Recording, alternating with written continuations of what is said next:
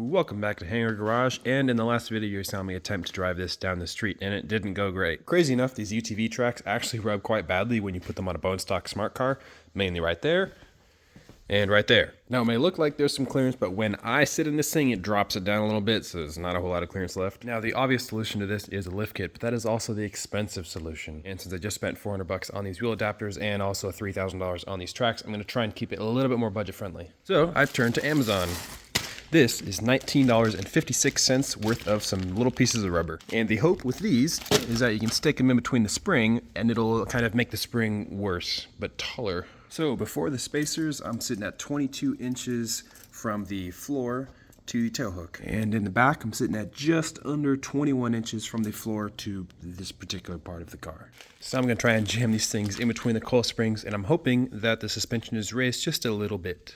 These things are probably made for like real car springs that are a little bit farther apart, not a little smart car spring. So to get these things to fit into the little smart car spring, I had to use this ball joint separator tool, and I just use that to pry the spring apart, and you can slide these things in there. There's two orientations. You can fit it sideways or upright. So I just went sideways because that was the easiest. It's probably pretty obvious by now. I really don't know what I'm doing, so watch this at your own risk.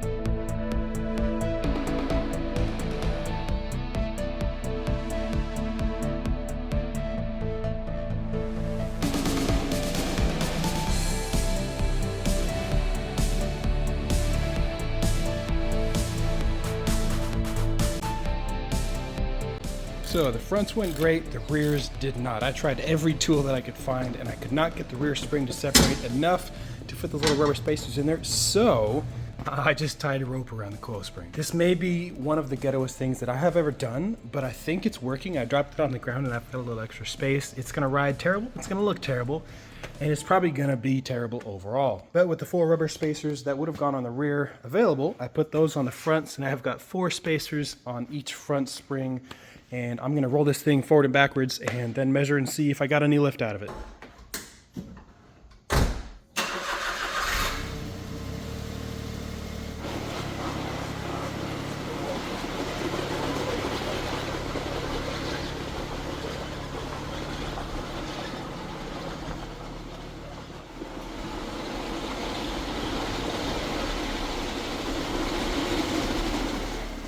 And in the front, I've gone from 22 inches to 22 3/4 inches. So the front has raised 3/4 of an inch. Not too bad. And in the back, I've gone from just under 21 inches to just under 21.5 inches. So about a 1/2 inch gain in the back with tying rope around the coil spring. Now for the true test. Can I make it out of the driveway without rubbing like crazy? Only one way to find out.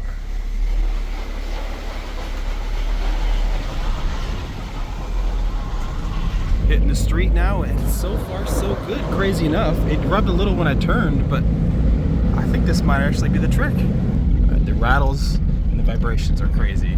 It's starting to clip on the right front when I turn, but this is so much better than it was. I'm shifting into second gear.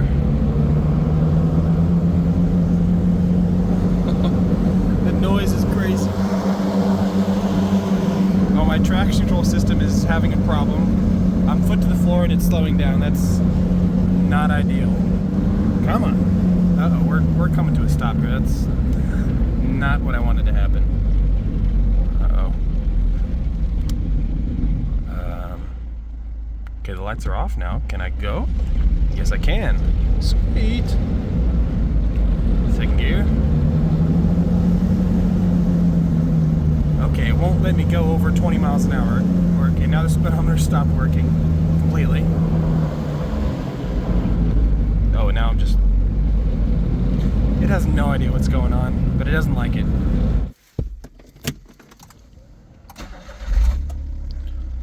Alright, it seems to be okay now. There we go. Oh, I almost hit a recycling bin I didn't notice was there. Oh, okay, it did the same thing. Oh no. I'm foot to the floor, it's coming to a stop. Oh, speed. And no speed. I'm still foot to the floor this whole entire time. Oh, it's picking up speed. Oh, we're slowing down again. What if I go into manual mode? I'm gonna try that. It seems to like the manual mode a little bit better. Now my check engine light is on also, but we've got more speed now. I don't know how much speed because the speedometer's not doing anything. I'm sure it wouldn't be accurate anyways. Downshift for the hill. It didn't like that. It didn't like that at all. Another downshift.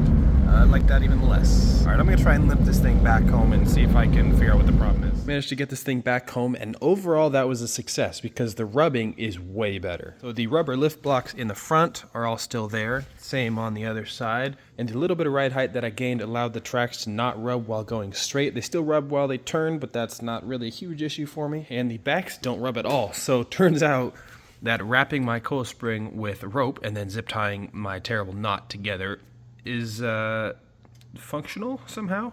Looks terrible, rides terrible, but who cares? This is probably not something that I would recommend if you have like a car you want to use as a car. But if you happen to have a smart car on snow tracks somewhere where there's not a whole lot of snow and you're really just doing it for a goof, sure, go ahead.